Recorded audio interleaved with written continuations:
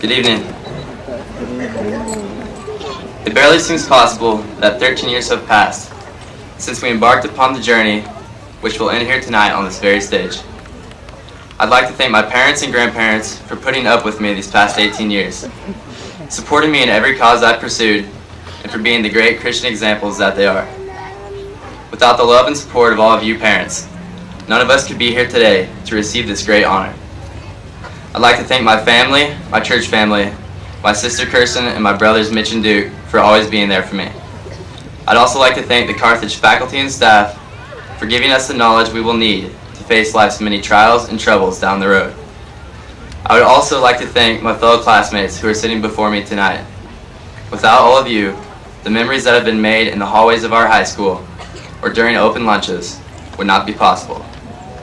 Anyways, as I was sitting at my desk at home at 2 o'clock in the morning last night, trying to come up with a speech that was interesting and clever for tonight, I realized something.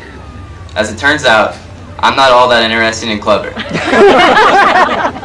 So I thought that maybe I could just tell a few stories from our past to help us to remember it better. After thinking about it a little longer, I decided that nobody would want to hear about the time in 6th grade when Chase Borland got stuck in the classroom trash can, and his reaction had nothing to do with finding a way out, but was only a long period of his contagious laughter. And no one wants to look back on the time when Jarek Williams danced in front of the whole school to the song I Want Candy and the welcoming of Mrs. Candy Frazier as principal of Carthage High School. Those kinds of stories are just way too embarrassing and inappropriate for a graduation ceremony. After that, I thought that maybe I should conjure up a memorable oration that would be filled with ecstatic locutions matching the most amazing words ever spoken.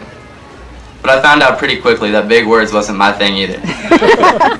Then I thought about giving a speech that would offer some inspiration for our graduates. I thought I would say how I do not want us to forget all the times that we have shared in the past. For while it's little moments over the years that make the big moments possible, it is also these same little moments that make the big ones so special. I came up with some lines like, "The journey of 1,000 miles begins with a single step," and "Every professional was at one time an amateur." I was reminded of a quote from Elizabeth Ross. "People are like stained glass windows. They sparkle and shine when the sun is out, but when the darkness sets in, their true beauty is revealed only if there is a light from within."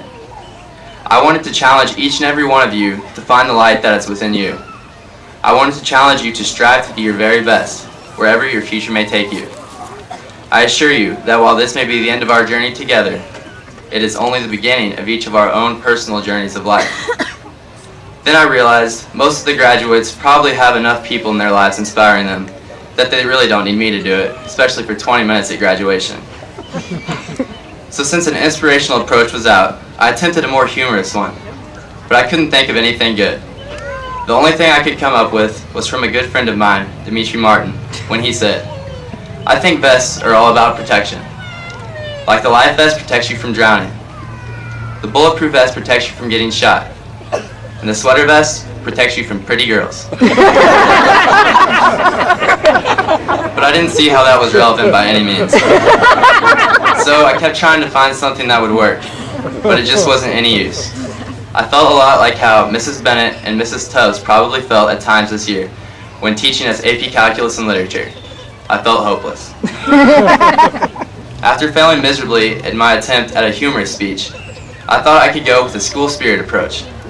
I wanted to present a request to our underclassmen out there to help in keeping Carthage alive. For many of us, this is the only place that we have ever known. As well, many of the bright faces sitting before me tonight will return to this community at some point in the future. I challenge the underclassmen to keep up the pride and the high intensity of team spirit that was seen at the football games this year. Keep the pride alive and help in its growth, is what I would have told them. But I decided to get enough of these pep talks from all the coaches, along with Mr. Wick. I definitely do not want to sound redundant at graduation.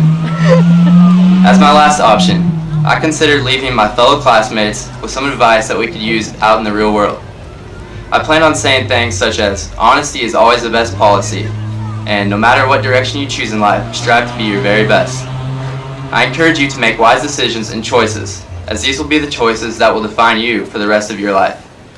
I encourage you to find God and to follow Him wherever He will lead you, and to never forget that His plan is always better than anything that we could have in mind. I'd even come up with an indie by this time.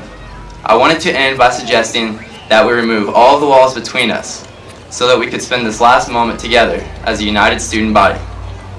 It was at this time that I realized, hey, I haven't ever done this before. What do I know about how these final moments are to be spent? I'm only an 18-year-old guy, just almost out of high school. I'm about as much an authority on the real world out there as Bill Clinton is on marital commitment.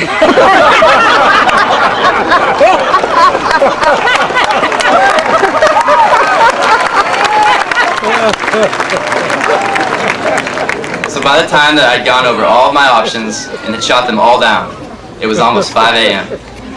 That's about the time I decided this whole speech thing was really just a big hassle anyways, and I gave up on the whole idea. So, I would like to thank everyone here for coming out tonight, but there will be no customary valedictorian speech this year. This is it. I want to wish each of you the very best of luck in your future. Thank you, and God bless.